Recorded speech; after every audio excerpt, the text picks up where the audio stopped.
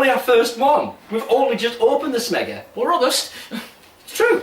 I'm Paul Dalton. And I'm Tom Quayle. And he nearly spit his beer out to answer my, not even a question, just the way we started this thing, the introductions. Welcome.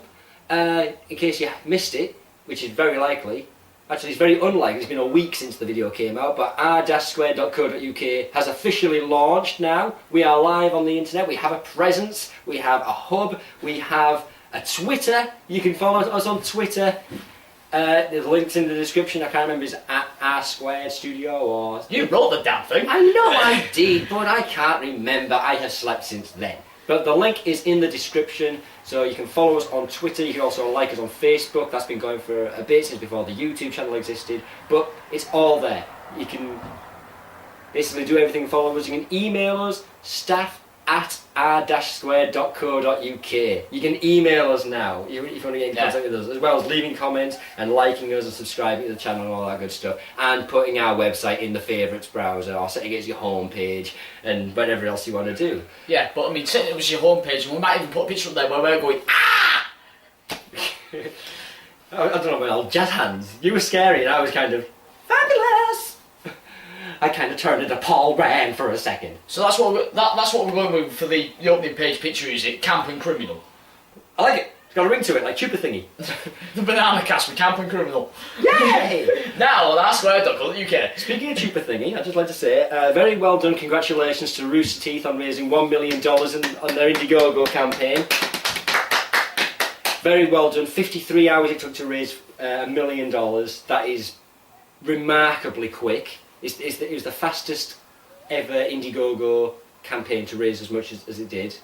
And what a great show of support from the community. Rooster Teeth have the best community. I should know, I'm part of it, and I've taken part in many of the community things, the RT community days and things like that. Again, very well done to them. If we could be half as big as Rooster Teeth is, then I'll consider myself a very lucky and very happy person in that regard. And I'll probably be drunk. We'll all be very drunk. We'll get that big by being very drunk. Yeah. That's how Rooster Teeth came about. 3 guys drinking, playing Halo, you know. You don't get big on the internet without doing something stupid or drunk. We got big being bladdered. Big being bladdered. It's going to be a thing. Patent pending. So here we are. Like I say, it's been a monumental week for Rooster Teeth, and it's been a monumental week for us because we have a web presence now. Yes, we launched it. It's somewhere over Suffolk at the moment. We've got our radars tracking it somewhere. It's out there in the ether. Wait a minute. Beep, beep, beep. I'm listening to it. That's the ocean. I couldn't resist. You just teed it up for me. Tea? I'm sure it's beer. Yes, we're not even drunk. We're just being in a very silly mood because it's been a great week for us. I'm in such a great mood because I've never bought a website before. The only things I've had close to a website is like your Facebooks and your MySpaces and your Bebos and what was the other one? Free webs. Yeah, free webs and remember Photopic? Oh yeah, do you remember Face Party? That was Facebook before MySpace. Yeah. It was like in 2000, 2001, something like that. When I was at school, Face Party was where it was at. You know, this is when Friends Reunited was just getting started. That was a pay one, and this one was free, like Facebook. And everyone's page looked the same, and it was that kind of thing. And basically, once a week we'd look at it. You know, it wasn't. Social media wasn't a thing back then. Actually, that's the thing. I mean, how did you... I think I told you about Facebook, didn't I? I think it was a case of I got nagged by my, at the time then girlfriend to go on to Facebook. No, because I remember I got you onto Facebook because you were still using MySpace because Rachel had bugged you to get onto MySpace and you were going to use that forever and ever. You didn't... I hardly used it anyway. Yeah, because when you first started on Facebook, I remember because you did it around my house using my laptop because your profile pic was the DX spray paint. Yeah. It was your profile picture because it was the only pic we had. Yeah. Yeah, cause, and now it's me in a suit going, hey! and on Twitter it's you drinking a beer. I got you onto Twitter originally before you were AARTQ. You were Lost All Sense. Yeah. And we did it live on a podcast. And the audio was sucky, so I didn't use it. But it was on a podcast. I was signing you up to Twitter. We were live. Yes, he technologised me. Yeah. And then a scary thing happened where I caught smartphone. and that was... You had that shitty little Nokia for the longest time, and it was one of those things, when my iPhone broke, I needed a phone, and I've got like the cheapest phone I could find. It was like 10 quid or something at Cash Converters, and it was the exact same phone you had. You had this phone for 3 years. I destroy phones. Yeah. This phone was indestructible. Well, there's all phones are, but it was part and parcel with your job as well. I mean, you're a trackman. Yeah. Well, you were primarily a trackman in the same. You are now. But that was you were out with the tar and everything else involved. Out throwing around 300 weight sleepers all the time. Exactly, sleepers and girders and everything else. So things were going to get broken, so you wanted something that's going to be not expensive, you wanted something cheap to replace should it happen. Yeah, and those all were built to last. Yeah, everything gets broke on the railway. Your fingers, legs, arms, small children. A couple of tigers here and there. Yeah. If anyone is looking for a bing bong, if anyone is looking for a small child, please come and scrape him off the front of the 1217 to Glasgow. Exactly. That's why we got thrown out of the station announcer's room at Preston.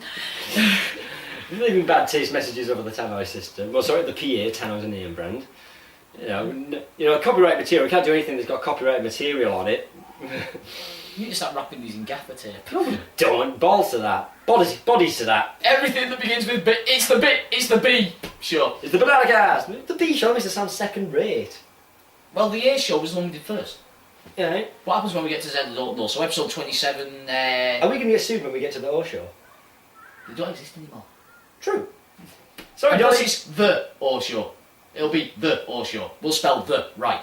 Yeah, we're not that O show, we're the O show. Suck it, Donny. Come at me, bro. Yeah, part of the inspiration for the Don character, it was mainly Danny O, his former co-host, and then his first name. Well, actually, no, because basically Don Feraldo was an alter ego of Danny O. He shouted it out in the opening of one of his songs. It was Kama Sutra replays, and with the line there. This is the little big bad man Danny O, the Don Feraldo, and to all of the yarders, and he goes into this cool rap, because Danny O, of course it's a cool rap. But yeah, Don Feraldo, that's where that came from. Basically everything about Don, the backstory, is Danny O, Scarborough, Ontario, Canada, and all the stuff I know about Canada, I've learned from watching, listening to the O Show, and bits and bobs here and there that I've picked up on, like How I Met Your Mother, or Rooster Teeth, because Barbara's Canadian, and you know that kind of thing. There you go, you've blown the entire gimmick. Well, people like to know where inspiration for characters come from. You know, it's like Yeah, no, but that's the thing. It's not just a character, really. Sometimes, is it? I know what it's like when we get you in a town that you're not exactly used to. We talked about that before we even started the Bananacast.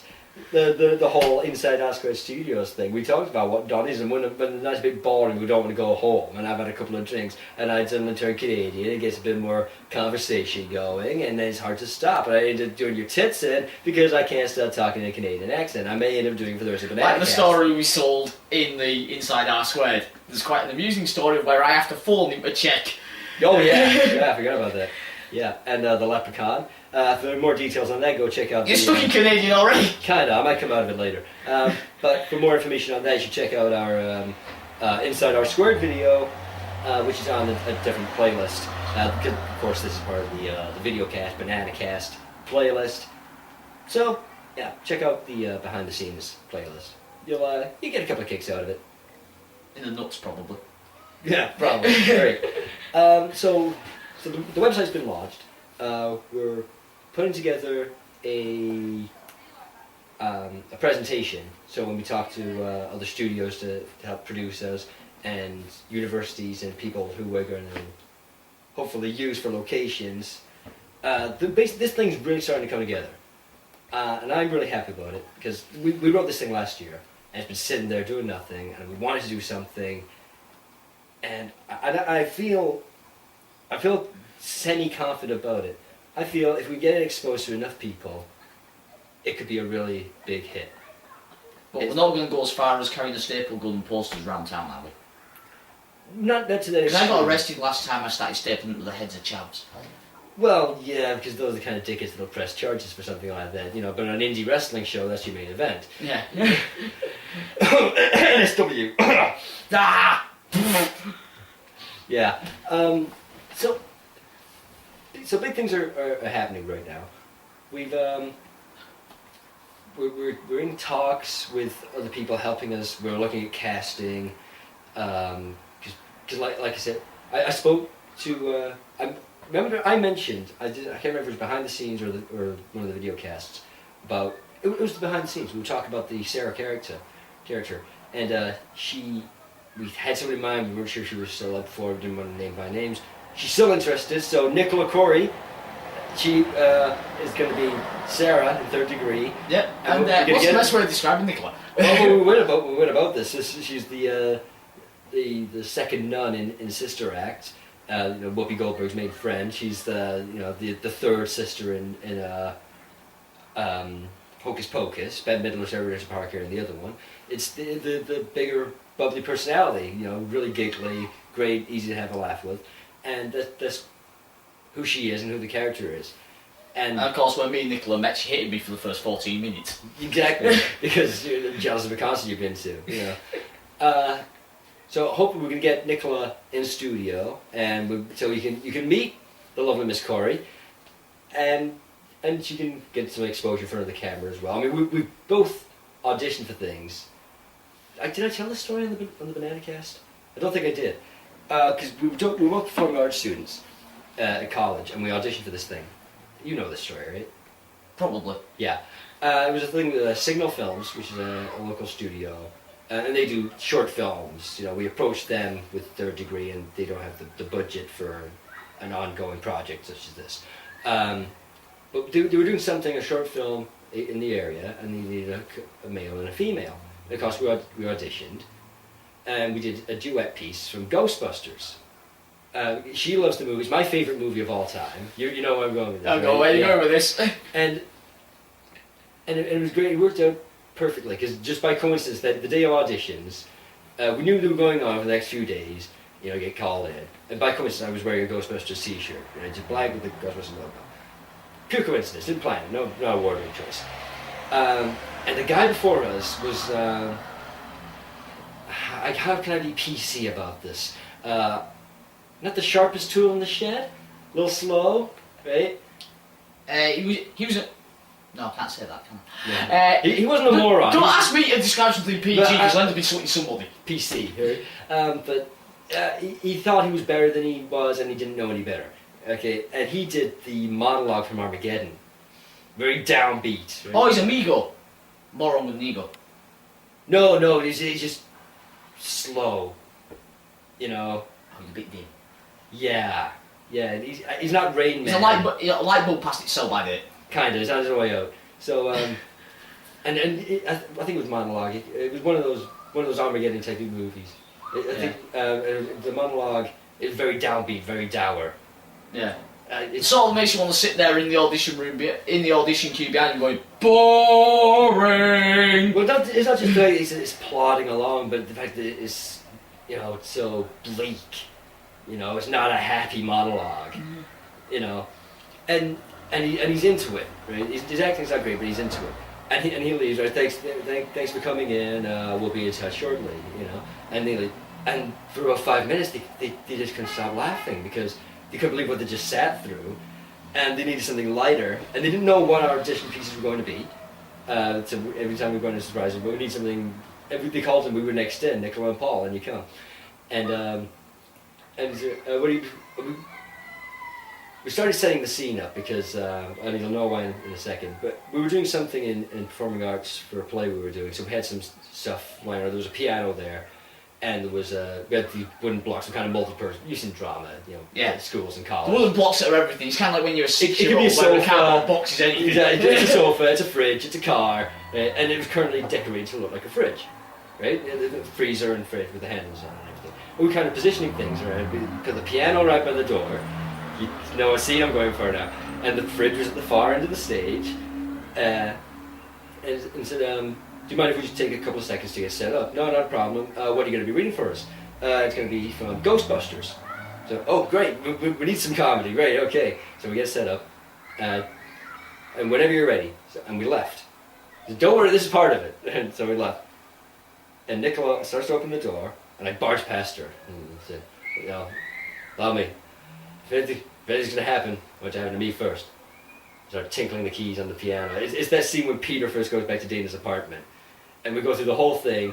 You're looking in the fridge, looking at the eggs and all that stuff, and to the end of the scene where Dana's kicking him out, and no kiss, slams the door, and scene, and that was it. And she got, I didn't get past the audition, I wasn't the right look, but she got through and got to do this short film.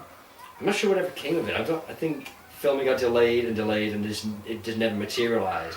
But she had the opportunity there. It was just when the fault on her end. It was the kind of thing with the studio fell apart. It may not have even been Signal. What's the other people around here? Shoreline. Yeah, Shiteline. I think it was Shoreline. Yeah, I think it was. Couldn't crack out a decent documentary. He is the same as a guy with no cock could crack out a wank. Exactly.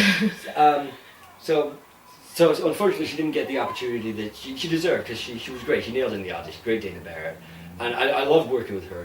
Because being friends, good chemistry.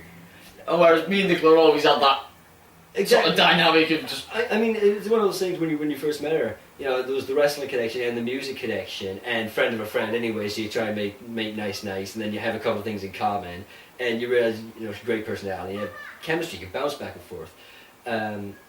Which is why I like working with you so much. We're good friends in real life, we have good banter, we talk, and it works, I don't have to try and fake anything, which is why, as much as I love Pete Corey, oh God, can he be boring? Exactly, because you hear him talking with Rob, and it's a lot more natural. It seems a little forced when he talks to us. And don't get me wrong, if Pete does watch this, we love you, Pete. You're great. You're kind of the inspiration for the Pete character in Third Degree, but there was never that real connection, not real chemistry. Well, it didn't have rhythm. Your rhythm and spontaneity. Yeah. Everything sounded like... It was pre-planned. This is what I'm going to say to try and make an impression. It almost like he wasn't comfortable just saying what was on his mind. It's like, I think this, but I don't think that'll get over. I'll say this. Yeah. Exactly. Was how it came across. Yeah, I mean... Not necessarily a bad thing, yeah, but it didn't fit with the rhythm of the sort of thing we're trying to do. I mean... Especially with something recorded like a podcast, that's how we came across in the first place, and for something like this, it would seem out of place. You don't want to notice acting when you're watching something, unless that's the gimmick. If you're watching a TV show, let's take Friends for example.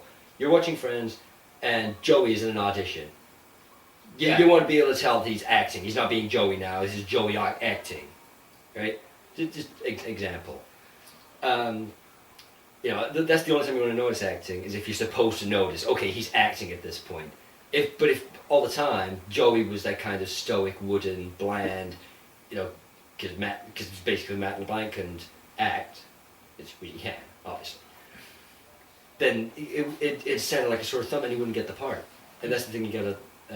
Think about when you're casting. What's a good fit? He may be perfect as far as how he looks, and age, and how he dresses, and everything. But he can't deliver the lines convincingly. It's not what you need for something where the lines are important. It's going to stand out.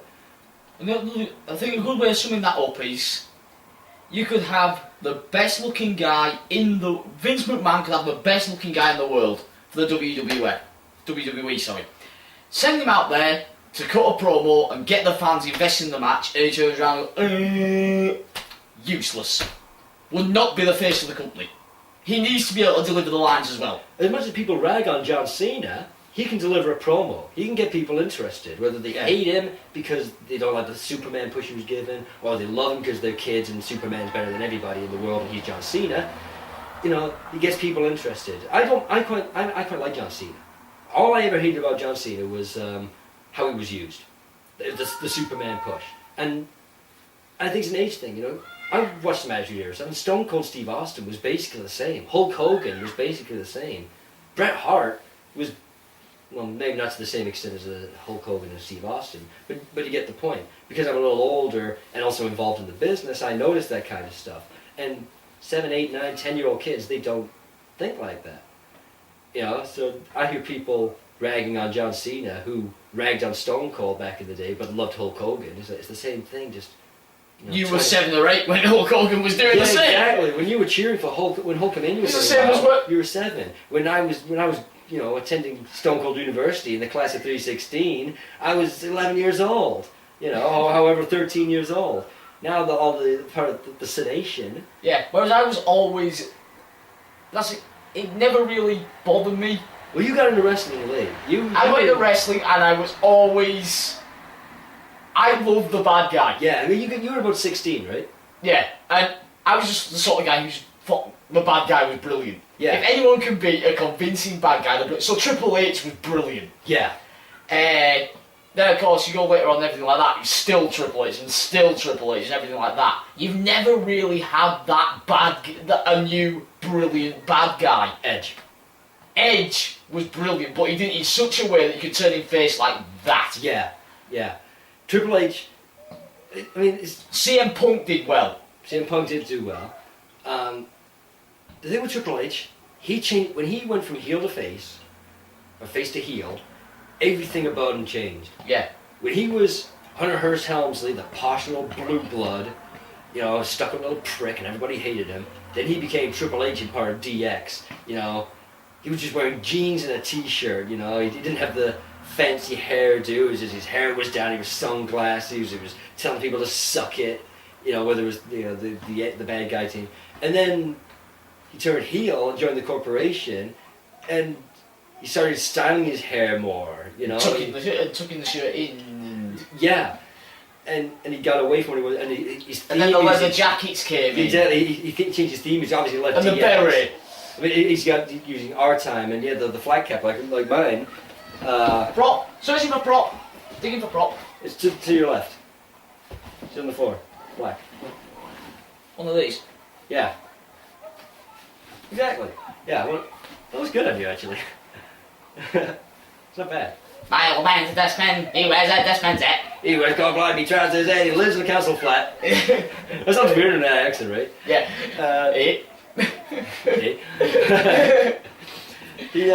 But everything, theme music changed, the way he dress changed. He cut the length of his hair. His hair, when he was part of DX, was halfway down his back. Went to the corporation, it just went just below his shoulders.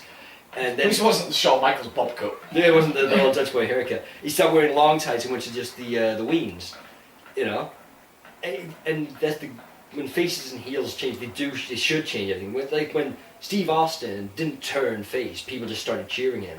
So he didn't have to change anything. Basically, instead of telling the crowd to fuck off, he just ignored them. So when he turned heel, it didn't really work because he was exactly the same guy. Which is why he started doing things like hugging Vince McMahon and that kind of thing. It's like, it just got hokey. And it just got comedic and it didn't take it seriously. They should have just pushed the envelope a little bit further with the other stuff they were doing. For example, smashing Lita in the head with a chair. Yeah. They wanted to get him over as a heel, carrying on do that. The only time that doesn't work is when you say to the Dudleys, go powerbomb Mae Young through a table. Oh, this will get you over as a heel. No, it won't. No, it won't. Talkie's Jericho with Bully Ray, well worth a listen. By the way, did you hear the one with AJ Styles? And MVP. I'm right up to date with... I haven't heard MVP yet. That was yesterday's episode. I actually listened to the episode with AJ Styles, sat in Princes Street Gardens, in Edinburgh, reading the magazine, in the sun, trying to get a tan. In Scotland. Yeah. I did, in some funny sort of way. I think it was rust. Meanwhile, your old brother was kind of exhausting himself out. Yeah. He's thinking, life can be pretty good sometimes, eh? What? So you go, right. I seriously can't stop. Do you really think a seal's like a Canadian stuck in a loop? What? Oh. It's a completely different noise. It doesn't work. Stop trying to insult my people. You're fake people. Hey, Canadians are real, damn it. Have we just thought of another argument? This is how we write this. This is how we write the shit. It's just shit that falls out the gob. Throw shit at the wall, see what sticks. Yeah, I gotta repaint these walls. Eh? Is that something in my nose? Yeah, I think it is. Sorry, we're just picking the setup. It's part of your nose. Could be. That's one violent sneeze, though. That's another bit of news we've got. We may have another studio. Yeah. What do you enlighten them? I've been doing a lot of talking. Yeah. New studio may be coming to R Squared in a different country. Maybe a completely different country where maybe we need to go through passport control somewhere around Carlisle.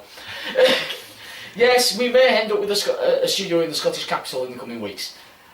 Yeah, so we said, I put on Twitter and on Facebook, big things are coming for our Squared Studios, and I was of course referring more to the website and things. But yeah, we could be relocating to, north of the border. So, or in the words of Ryan Grayson, north of the border. Why do we not use that in a promo against them? Because we were too busy trying to be Pinky in the Brain. that was fun. Right, we'll tell that story, right? So, you. Yeah, so anyway, first time we went, second, it was Edinburgh 2.0. We'll talk about the first time. We'll talk about the first time when we bring in the Dodd. Yeah. But Edinburgh 2.0, these two lunatics in Edinburgh. Yeah. Hunting for a friend of ours, Ryan Grayson. But we get a little backstory. We knew on an upcoming show we were going to be in a match involving Ryan Grayson. It was going to be you versus Ryan Grayson, me versus Johnny Aggro, and then me and you versus Ryan Grayson, Johnny Aggro. Yeah. And whenever Ryan Grayson talks, he's Scottish, he's from Edinburgh, so we thought, we're going to Edinburgh anyway, we'll shoot some promos. We're searching for Ryan Grayson. and we told him, we're going to do this shit. And he's like, oh, you fucking better. So, alright, now he's expecting it, we have to. You're wrong, this all things like, now we've got to go beyond. In mind, these guys are like, they ain't doing shit. They'll talk a big game, and then we actually did this thing. So we went to Edinburgh Castle. I think Ryan's initial reply when I posted it said, got the video now, posting it now, take a look. You bastards fucking did it, didn't you? You bastards, I'm really going to kick your head in now. So Ryan Grayson calls himself, in Edinburgh, he's part of a team called, in another company he's part of a tag team called the Edinburgh Elite. But in KOW, it's just his nickname, the Edinburgh Elite, Ryan Grayson. So he's the Edinburgh Elite, so we figure, we're in kayfabe for storyline now, he must live in a big house. So we go to Edinburgh Castle. Actually, when we were on the street outside our hotel, and I just spouted something, and we're using it, and you put the camera on me with Edinburgh Castle in the background, and I said, stately Wayne Manor. I'll tell you what, we will post the promo at the end of this vid. That's your show. Yeah, we'll do that. Yeah. Promo's on the end of the vid. Should we post it separately? We'll put a link to that video. Yeah. Alright, we'll put a link to the video. So we do all this stuff in Edinburgh. It featured it was everything from a castle to dustbins to a Ferrari to Morris dancing. And if that doesn't make you want to watch the video going, what the fuck? I don't know what will. My curiosity's piqued. I was fucking there, you know. So you were there, man. I was there, man. Came out of the trees, man. So we did this thing, and Ryan, of course, saw it, and he had to think of a response for the show, doing a promo on the microphone. So he said he was going to say how we don't take things seriously. It's all a joke to us, and refer to as some double act. He was trying to mark him wise or something. So I shouted from behind the curtain pre-show, during the show while he's saying, "Oh, I'm going to call you some kind of double act, stupid thing." I just shouted out randomly, "Pinky in the Brain." He said, "Doing it!" Alright, I'm going to call him Pinky in the Brain. So we get to the show. The audience is there. He's out in the ring, and he's doing his promo, and he calls us Pinky in the Brain. And yes, he remembered. Okay, we're good to go because we had a good response.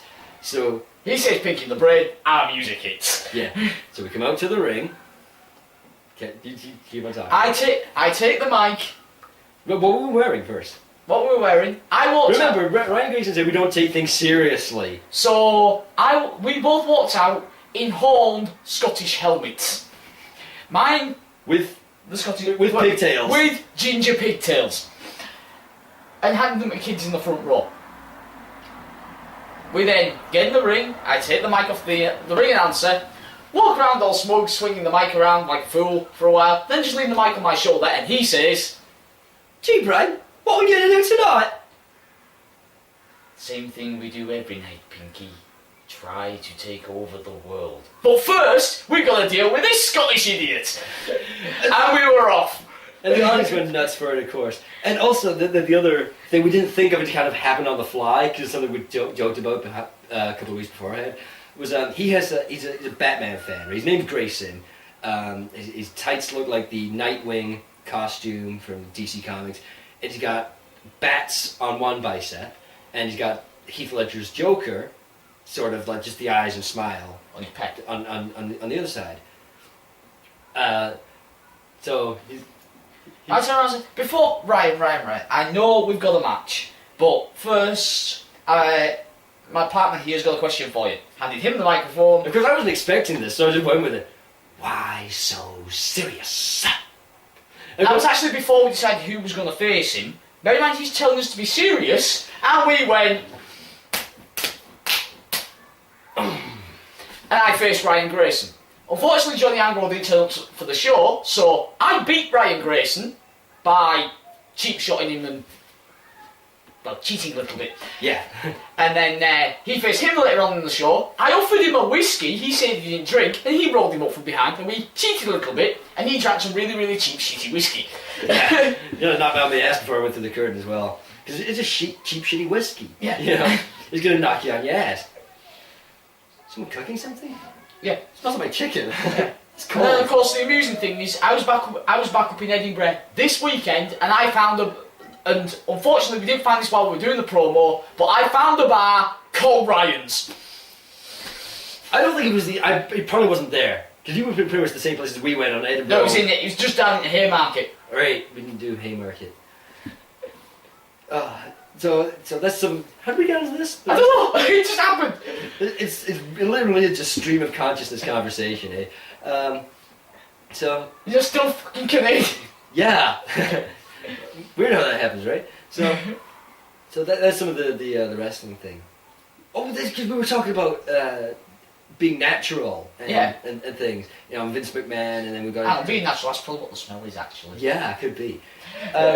So looking at the casting, we're looking for natural things, and the whole Canadian thing. I wouldn't do it if I didn't think it worked, and I've got enough response where it seems to be believable. Yeah, it's got to the point where I just know when to sell your accent. Yeah. Look, we talked the story about in Preston with the leprechaun. Bloody Canadian. Yeah, because I was just speaking like this anyway. And she asked, "Are you Canadian?" And she'd spent a year living there, and she didn't call me out on it once. So for someone who lived in Canada for a year to believe it, I mean, to an actual Canadian, I probably sound like shit, but it's enough to fool enough people. Just don't go to Canada. But you know, it's that weird thing about. In American shows, when they have a Canadian, because Canadian and American sound pretty similar. So they really overdo the Canadian accent, you know, make them. And that is kind of like a Newfoundland accent, and dialect is kind of how they speak in Newfoundland. But in American shows, all Canadians talk like that, eh? They all say, eh? And they drink Tim Hortons and donuts. You see, this is the clip. Case in point. When they go in How I Met Your Mother, and Marshall takes Robin to Hosers for the first time, Yeah. the guy she bumps into, "Oh, sorry, didn't see you there. You okay?" It's that accent. Every Canadian has that accent in an American show. Yeah. But of course, the best way of sussing out a proper Canadian is to say, "Oh, are you from Quebec?" No, I'm from Canada. Quebec isn't Canadian. Quebec isn't part of Canada. People in Canada say it, people in Quebec say it. Unfortunately, the government doesn't seem to say it. Especially Montreal. Screw Montreal! The Montreal screw job is screw Montreal, right? Yeah. Geographical joke. I'm sure there's people in Canada right now watching this going, "Oh fuck." he knows nothing about Canada. Or, "Oh fuck, he's alright." Yeah. It's amazing the amount of things that come out of just random conversations and ad-libs. I mean, fucking third degree, right? That's not a talk on the way to the pub. Yeah. And over drinks. R Squared Studios as a whole, based off shooting the shit over drinks. The podcast, you know, it started off. It was starting like shooting shit about particular subject, but then it just became shooting shit. And now we're just going to the next level. Instead of being audio, we're doing it visually, and now we're writing down some of the stuff we discuss and filming that as scripted content. Yeah, so we sort of had that eureka moment, didn't we? I think it was on the train back from the first trip we did to Edinburgh. And it was just like, we were reminiscing over the trip, and it was just, I think one of us said, you can't write this shit! And we were just, we fucking can! Yeah, we can. We're gonna try. Yeah, because that was only a few months before we started. Yeah. Yeah. That was 2013, yeah? Yeah. Yeah. I'm kind of all over the years. I gotta remember, 2012 I wasn't living here, and when I was, someone else was as well. So the fact it was in Edinburgh, on the Edinburgh weekend I should say, in Edinburgh, then yeah, it's gotta be 2013. I mean, we did shots of other places as well. I mean, Preston was a great night out. Lancaster and the Masquerade Masks. Preston and the 40 quid birthday song. Yeah, what was Lancaster and the what? Lancaster and the Mass in Revolution. The two random birds sat on stairs in their armchairs. What? Where we stayed on the hill down from the station. Oh shit! Yeah. You were very drunk. Mask. Vaguely, yeah. Yeah, because you spent all the time trying the masks on and everything like that, and I spent the rest of the time breaking them. Oh yeah, yeah. I think I'm Canadian there as well. Yep, you were Canadian. I think I got a girl's. I think I got a girl's number. You did. You usually do when you're Canadian. Yeah. But then of course was that one in Preston, because we were down there for the Lancashire. Isn't that where there was there was a bar and the kind of the smoking area was kind of on the patio out front with like leather sofas and stuff. Yeah, Dalton Rooms. Yeah, Dalton. That's the one. Yeah, that's a nice place. Yeah. Look about there. Yeah. But that Preston night out though, where we walked into the bar and said, "Oh, we're just down for his birthday. We're going to a gig." Bar staff sing happy birthday to you. And of course, what do I turn around and do? Oh, straight off the bat, bang! That cost me 40 quid. I hope you're happy. Hope you're bloody happy. At this point, he's still English. I was English at this point. Yeah, so we're chatting up the barmaids from the Travel Lodge, who are having a sort of Christmas do thing. This is your birthday just before Christmas. Yeah, December.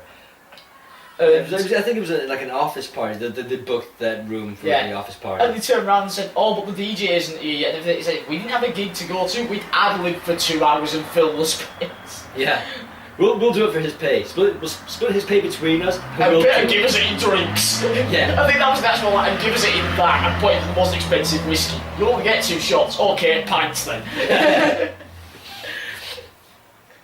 Yeah, so... It's just the way our nights go, just random shit like that happens. One random memory I have from that was going up the stairs, singing Money.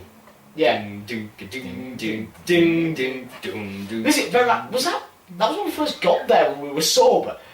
Kinda, yeah. Yeah, because I paid the hotel bill in cash. Yeah. Because you're a flash bastard. I have this right? extremely bad habit of turning up at restaurants and hotels in a suit and paying in cash just because I'm a bit of a dick. Gets you over. No paper trail. So like, you're not doing that unless you try to do something without saying something. Edinburgh 1.0. I know we said we're talking about yeah, you know exactly the fucking story I'm gonna say. So we arrive in Edinburgh, right? And we go to, and all 3 of us are there. It's the 2 No, of us. it was just me and you at this point. Before those arrived, we went into We didn't there. even get breakfast at this point, yeah. So we've arrived. We've literally been in the city for 20 minutes, if that, right? We walked out of Waverley Station, up the hill, onto North Bridge, and through the front door of probably a restaurant that's in the top 3 for price in Edinburgh. I look at, and he says, "I'd like to book a table for tonight, please, for 3 people." Oh yeah, you have a good time, yeah, about 7:30, 8 o'clock. Oh sure, yeah. What name, please? Stinson. Fucking Barney Stinson. I booked a table as Barney Stinson in the 3rd most expensive hotel in Edinburgh. And paid by fucking cash. Because if he said if you pay by card, the reason you pay by cash is I'm paying by cash because if I pay by card, they're gonna see I'm quiet. I'll know I'm full of shit. And of course, this was working very well until the waitress leans over the table and somebody decides to fart. No. I farted, and then she leaned through behind. And I turned around and said, "You've just blown that." But I got me all back in the club later on, and that's a story for when Dudders is here. Yeah. Because he had the clinching line. He's got the ultimate payoff there. And we walked straight out of there, down the hill, into the Doric. Dudders met us, and all it was Dudders! Tanking in one hand, and God knows what was in the other hand, I can't remember. Yeah. It's like, oh my god, I just walked in the chairs, nothing fucking changes, does it? We won't tell the rest of the story. We're going to say too much, but I don't want because it's so great. Yeah. There's like 3 stories from that one bar. Yeah. And we were only in there for about 2 hours while we were waiting to get in the hotel because we got there early. Yeah, we can check in. We can tell. I mean, we've been drinking. We hadn't slept. 10 o'clock mojitos, ladies and gentlemen. Yeah, we hadn't slept since we went out drinking the night before. We came back to my place. What about 3 o'clock, 3:30? 3 o'clock in the morning. Watched the DX DVD, the new and improved DX DVD. Saw a bit giddy. Not the match, it's just the skits, the stupid, funny, making fun of the McMahon, spray painting Titan Towers, and still drinking. We still had beer here, and then we went to McDonald's. Yeah, got breakfast, came back, headed into the coffee and finished our McDonald's breakfast. The taxi arrives. We go to the train station. We get on the train to go to Lancaster. We got to Lancaster, changed trains at Lancaster. Bear in mind, we had beer in our bag. We got just north of Carlisle, between Carlisle and Lockerbie. And this average age of about 37 Hindu behind us turns around and offers us a mojito. Sure, why the fuck It's not? like, why? This is 10:15 in the morning. We're still drunk from last night. Yeah. Sure, I'll have a fucking mojito. We're bombed. We're bonding on no sleep and we've just been watching D-fucking-X, right? Of course we'll have a mojito. It's green. I'm drinking green. Yeah. Could it be that I'm holding my hand a glass of pure green? Not really a glass, it's more of a splat. But so we're there. It's 10:15. Bunch of strangers drinking mojitos, and that's the start of a great fucking weekend. When you're on the train to the good weekend and you're still drunk from the night before. Yeah. And then you start drinking with a bunch of strangers. In other words, you're still drunk from the warm-up where you're warming up on the day for the night out of that day. Then you get there and find out you've got 2 hours to kill and there's a pub. We'll go get breakfast, then we'll go to the pub. We'd already had breakfast before we set off. Yeah, but we'll go and book. I think it was we'll go and book tea. Brunch. Yeah. We got brunch because we got the salmon bagel. Oh yeah, walking back down. That was because it was on the way to the pub. It's like, oh look, bagels. We're drunk, we're hungry. Yeah. And the other people sat in there. They had 17 customers when we walked in. There was 3 reasons for this pub. 1, it was there. 2, it looked nice, like Irish pub.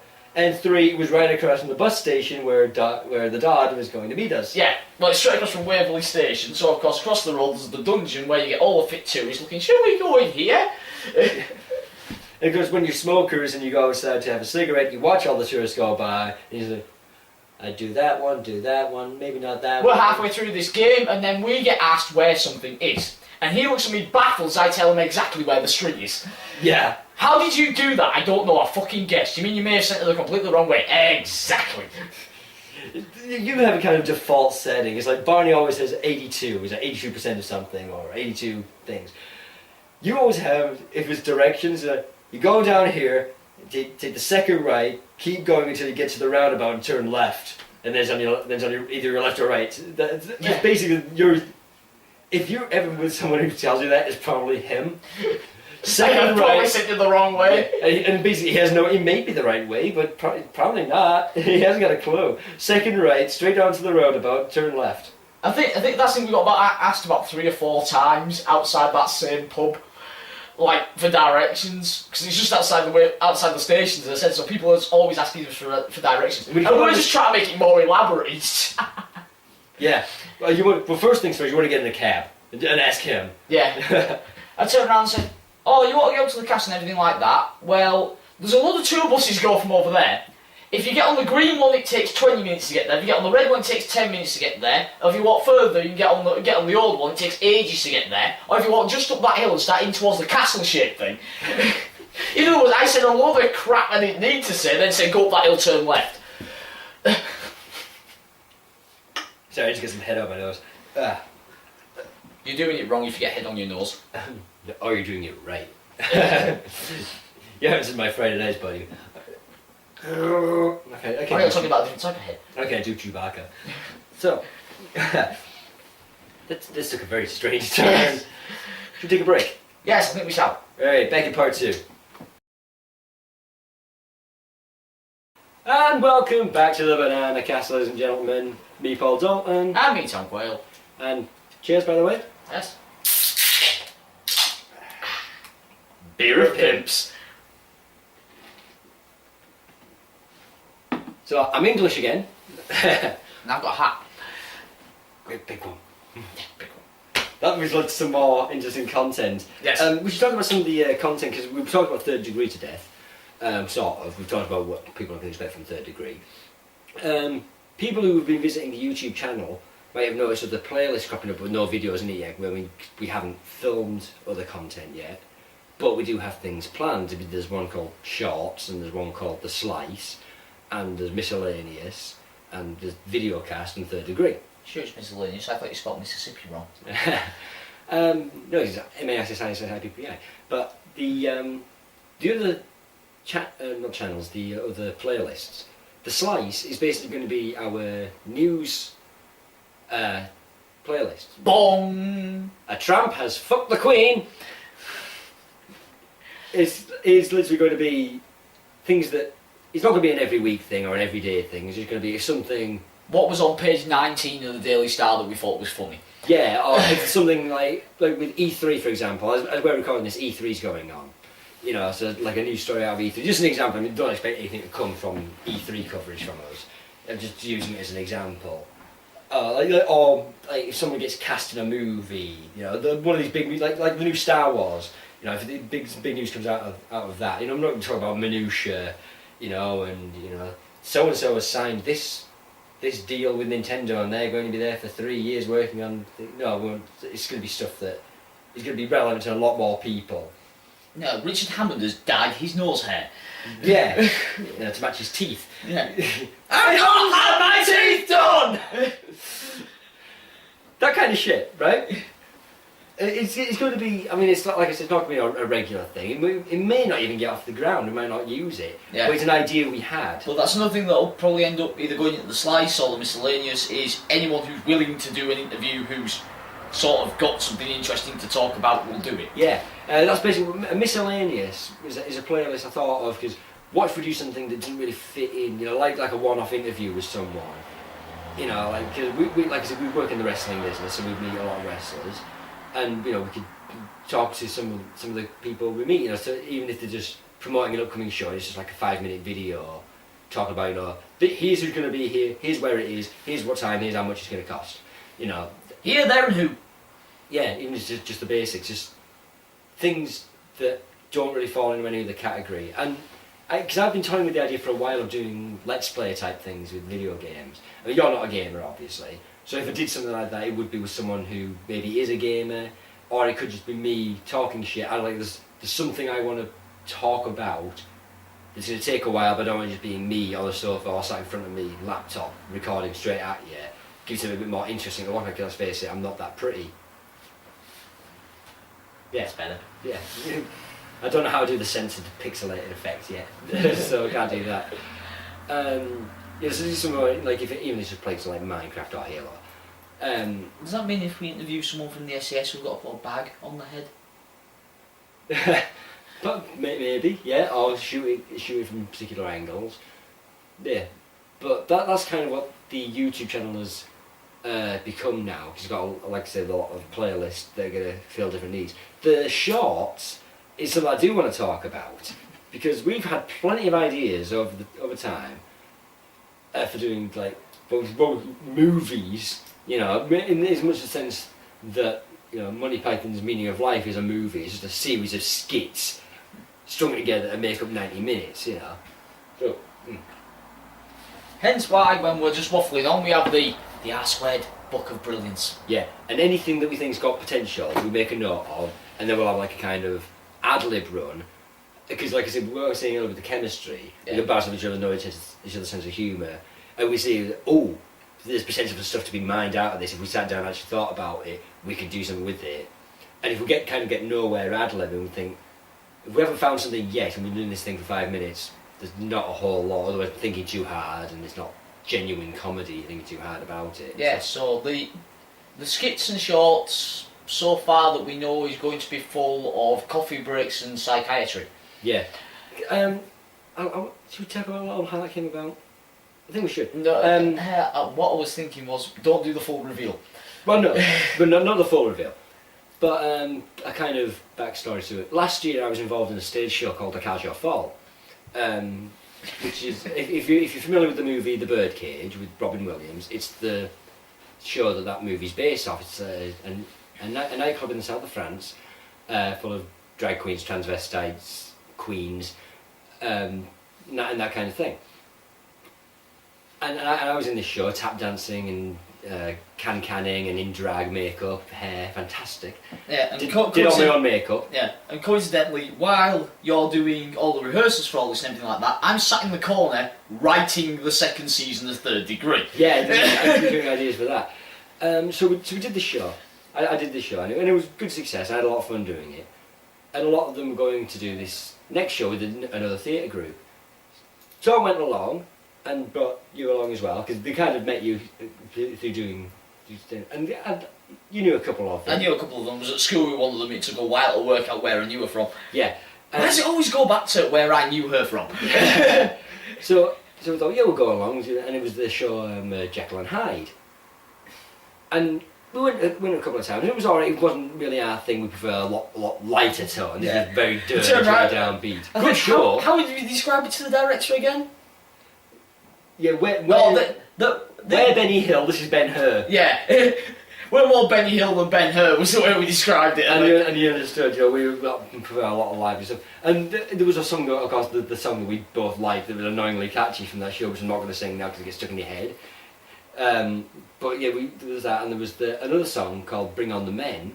Which sparked a very, very bizarre...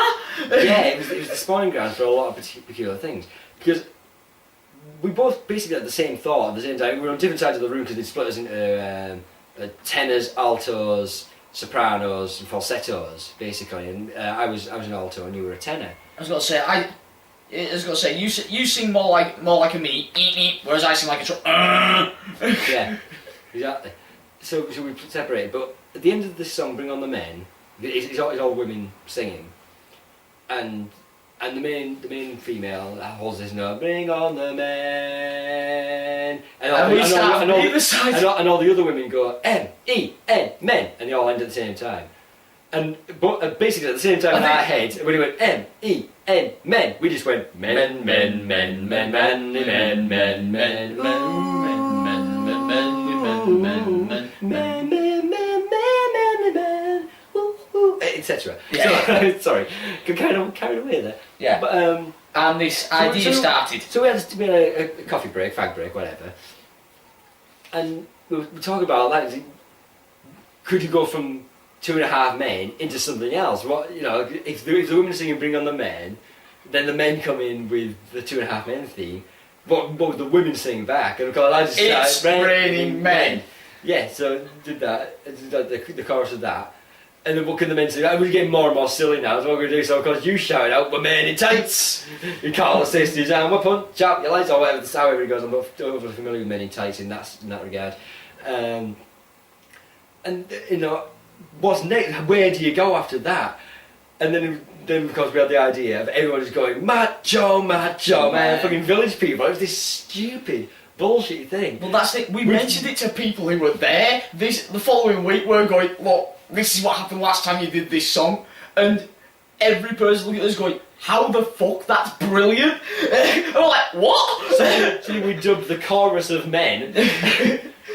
And because, like I said, we'd had plenty of ideas for things in the past, we thought we could do something, a kind of variety show thing, for like raising money for charity around Christmas time, with a lot of acts in it. I mean, especially now, we know a lot of acting people, musical directors.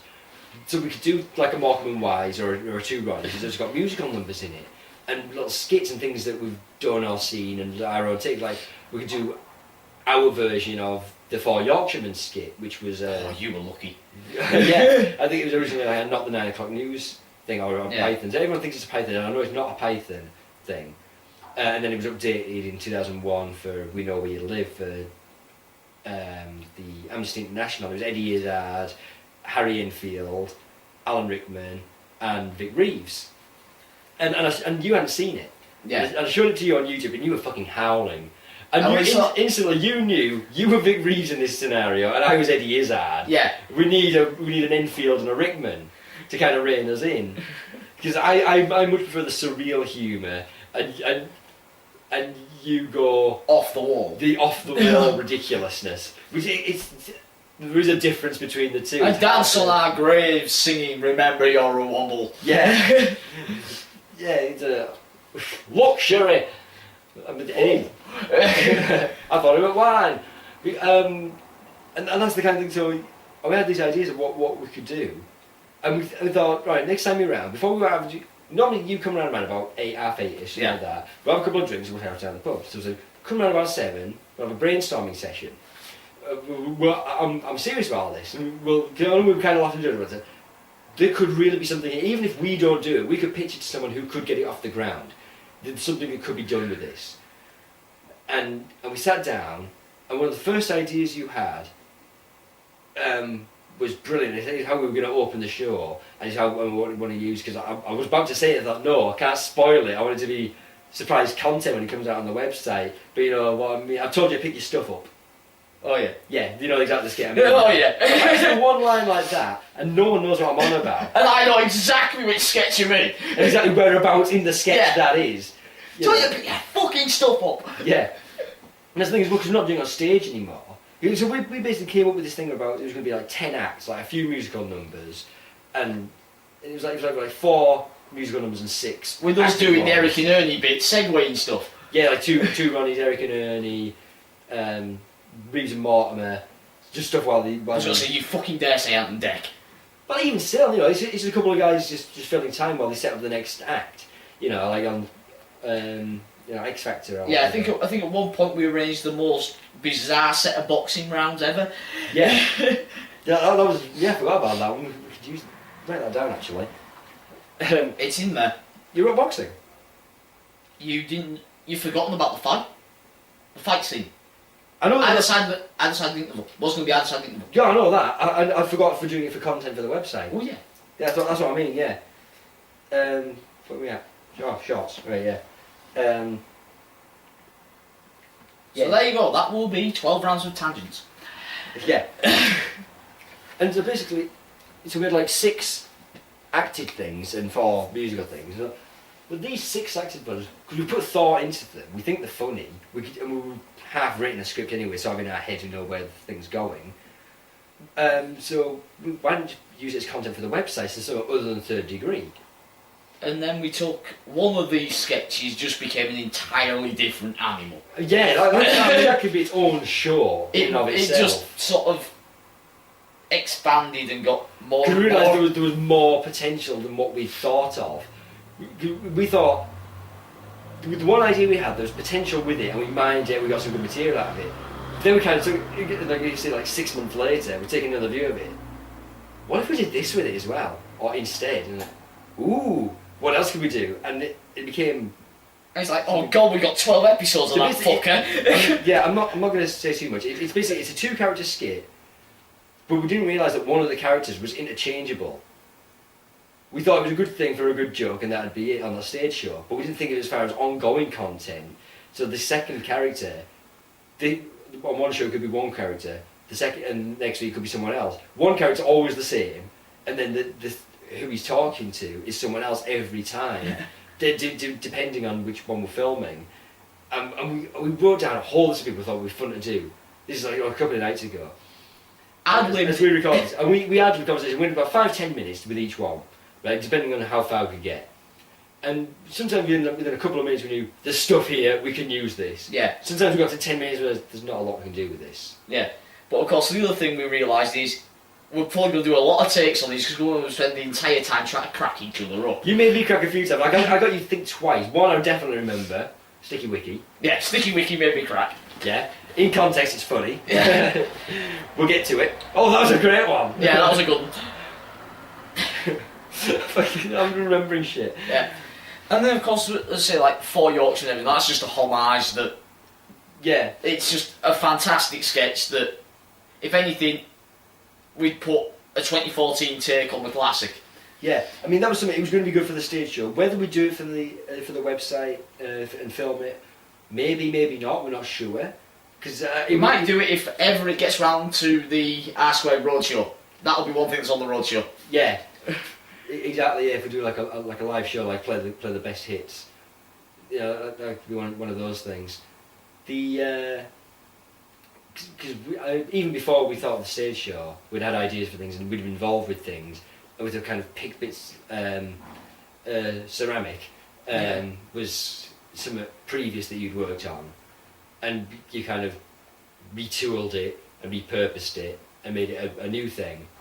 And we could still use it. We would have to tweak the ending for film as opposed to on stage. Yeah. But it could be done. And when you think about things, if you come up with something, and then afterwards think about it, think where did that come from, and you realise where things came from. And the inspiration for a lot of things can just come from the small sort of things. One little joke that made you and your friends laugh could span an entire section. It could be a whole skit. Yeah. You know, one funny story could be a whole skit. Yeah. We could, the Edinburgh stories, they could be a series of skits. You know, if we embellish for comedic effect, take a bit of creative license. But basically, the scenarios we're into in Edinburgh, there's a lot of stuff we could mine from that, should we choose to. But for the most part, we're using a lot of basically created content. We're coming up with original scenarios, not stuff that we are drawing on our own experience in some regard. For example, like Dom being a gamer, for example. Yeah. It's based on me, guy like my video game, and he plays Halo because I play Halo, and I know I can talk about Halo in the show and be factually accurate because I've played the damn thing. Same with World of Warcraft. You know, if Adam was related to trains in some way, if he was a train spotter or something, you could. I mean, he isn't. Yeah. He's cooler than that. But you know, you could speak with authority on things about trains and tracks. I mean, come on, I've been around the road for God knows how, like nearly a decade now. Yeah. Yeah, we're more than that. To me, that's the thing. I mean, like when we're going to Edinburgh and stuff like that, you turn around and say, "Oh, what time are we getting to Edinburgh?" They turn around and say, "Which bit of Edinburgh?" Yeah. It's like, what do you mean? They turn around and say, "Well, we're running 17 minutes late at the moment." How do you know that we're in the middle of nowhere? Look, there's the timetable. How do you do that? I work for the railway. You know, the behind-the-scenes sites. You know, it's like having the dirt sheets for the wrestling. And, you know, and this is simple. Right, Edinburgh signal box. Button. Ha! Train. Yeah. So we do draw on some of our own experience with things, but you know, the situations are made up, are fictionalised. You know, but we can use some stuff that we do have knowledge of in there. And I'm saying this is a kind of conversation because correct me if I'm wrong. That's kind of what we do. Yeah. But I'm also pointing it out if anyone's watching and wants to create content. You know, I watch a lot of behind-the-scenes stuff for things that I like. You know, people say, you know, don't meet your heroes and, you know, don't look behind the curtain, just enjoy the magic trick and all that stuff. But I think in some cases it is good to look behind the curtain and see what goes into making something, because you can learn something. Yeah. It doesn't ruin what you've already watched. It's a case of... It's like, for example, I watched a making of the Nostalgia Critic, right? And he did some green screening effects in there, and he showed me how he did it. He showed me. On the video, he showed, you know, the stuff he did to put it together. You know, like cropping and, you know, the effects and all that. Because I had no clue, basically. I had a vague idea. Now I've got a better idea. I'm not going to say I'm an expert in it now. I've got a kind of vague idea of what but it gives me a better idea. If I want to do something, like for the slice, I want to do something that isn't just sat on a chair. You know, put a green screen up and have a background. And the trap bonking the Queen. Yeah, there's new stories. If I'm talking about a new video game, I can have, you know, the box art behind me, that kind of thing. And, you know, just learning stuff like that, and, you know, framing things and having and retakes. You can I'm using this one video as an example, you know, because he'll do like 4 or 5 takes of the same thing, because he'll say things in a different way. Like one time he'll be very angry and one time he'll be very nonchalant. You know, it's like, oh yeah, you better be angry because this time we're doing Doomsday Machine. So, oh, you better be angry because we're doing Doomsday Machine. You know, so I'm enjoying punishing you right now. You know, and things like that. It's like the words are exactly the same, it's just the inflection. And I thought, yeah, I mean, I've written the script with a certain way of delivering the lines in mind, but saying them a different way could be just as funny or even funnier. And so it would benefit us doing it in things like, I mean, there's kind of things I kind of already knew to begin with. But even for small web videos, one guy talking into a camera, this is the kind of thing that goes into it. So that's definitely something we should be thinking about. This kind of turned from a Bananacast to a Inside R Squared Studios thing again. Yeah. I'll get away from the minutiae of what goes into us right now. Yeah. I'll let you ramble. That's one thing. It's like you said about like, oh, don't look behind the curtain, just enjoy the magic trick and everything like that. I think it is a case of we just ripped the curtain down, went backstage and started redecorating. Yeah. And it's just sort of like half the backstage area was just complete utter poo, and the rest of it's like, ooh, shiny! We've got things to play with! Yeah, and we just sort of like took this big diamondy thing, smacked it with a magpie a few times so the diamond could get its revenge on the magpie, and things happened. Yeah. What? What? Diamond what? Diamond? Diamond, magpie, smack. Magpie like shiny things, smack. Yeah, what? Diamond what? This is how we come up with material for this stuff. Sorry, it is, you're right. What? You kind of... Magpie, diamond, we'll explain it somehow. We'll come to it. Yeah. It's going to be a thing, I'm getting that on a shirt. That's going to go in the R Squared store. We're going to have a shirt with our logo on it, and we have one that says, we'll get to it. Yeah.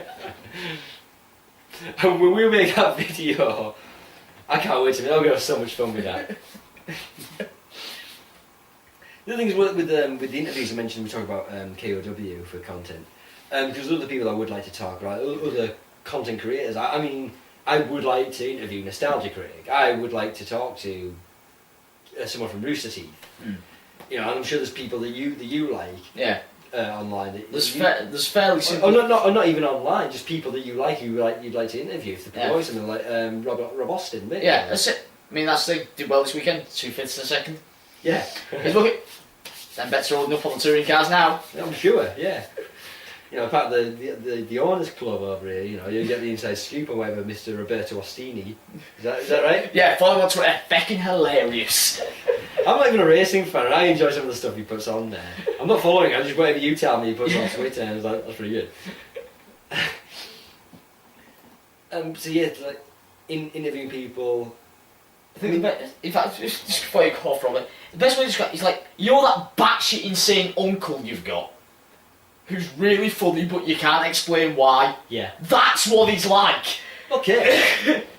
This guy owned the cars they used in Rush, the film Rush. Yeah. He had a bit part in the film Rush, and he decided to stage his own premiere at his local cinema in Eastbourne.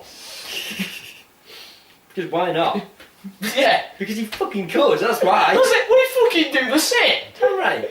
If Arsenal Studios put a movie out, you're damn right I'm going to hire The View. Yeah. Oh no, come on, we've got more than 55 pence in our pocket. Alright, yeah, okay, we'll hire the fucking railway. Yeah. We'll just project it on the side of DDH. Yeah, sure, why not? Big fucking screen, yeah, put it on the Devonshire Dock Hall. Be great.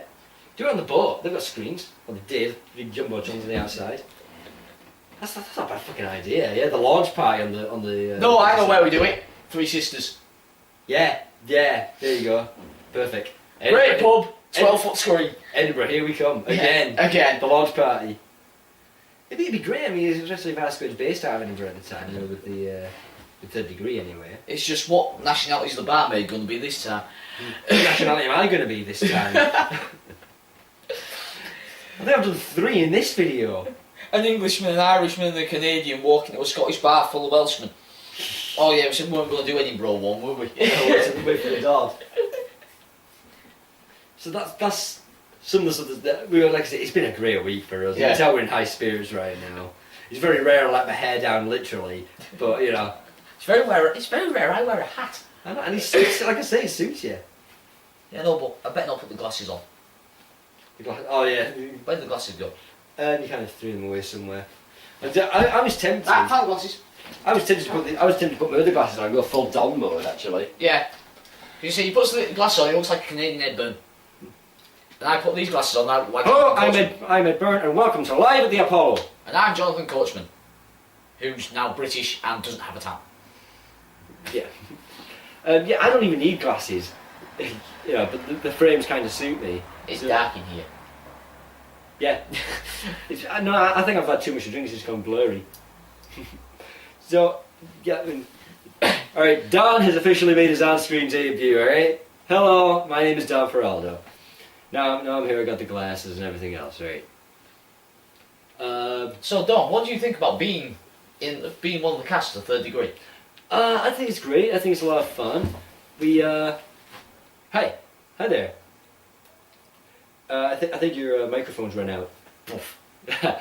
We have a lot of fun on the set. We have to do a lot of retakes because we're always making each other laugh. It's always great. I can't see shit. It's a good time. And it's a great way to stay in shape. I mean, that's the thing when we had to do the whole run a bath thing. I mean, you nearly drowned. Yeah. I mean, well, the accidents will happen, and I gotta pay more attention to where I'm sitting, and I gotta watch out for what you're doing, you prick. Me? A prick? I mean, just because I made you sort of hack a university system and nearly get us all arrested more than once. Sorry, I'm going to turn into another character now. We'll come to it. We'll get to it. So I'm standing there with this rat, my dad. We'll get to it. And I'm saying nothing more because I'll spoil shit. No, but wait. If you're going to do that one, I'm going to put them on. What have you done now? Bloody hell, that should suit you. So you were saying, sir? I kissed my sister. We'll get to it. We will get to it. But it was the first line that popped in my head. That's rather disturbing. Yes. I cannot see feck all through them. Neither can I. They're better that way around. For reals? Yeah. They're not bad. They're just drawn that way. So, yeah, we're kind of just rambling at this point. This isn't content. But I'm not sure. It might be entertaining. Maybe. Comedy for two is still comedy. Don't know what is entertaining. The damn show was funny. So, I hope you've... Well done if you've made it this far. I hope you've enjoyed this video. God, we fucking have. In fact, that's the thing. If you have made it this far, be the first to let us know you've made it this far, and we'll sign that can. Yeah. Tell you what, at this point, I'm going to say... What am I going to say? I'm going to say Spunk Gargle Wee Wee. And the first person who mentions that in the comments below and tells me... You won't even have to tell me where it comes from. Just first person to put that in the comments below will get a shout out on the next show. And you'll get a link to your YouTube channel. Good deal? Good deal? Yeah, I think that works. Spunk Gargle Wee Wee. Remember, go to r-squared.co.uk. The website is now live. People! We're live! And everywhere. We're on Twitter. We're on the Twitter. And we're on the Facebook. Yes, you can get, that is facebook.com/r-squared-studios and the Twitter is twitter.com/ can't remember. And we're also in a third floor flat looking down on you. We look down on everyone. Peasants, peons, but please like us and support us. Like and subscribe. I did a sign off, I'm not even sure we're ready to sign off. Are we ready to sign off? I don't know, we're doing a sign off anyway. Bye bye!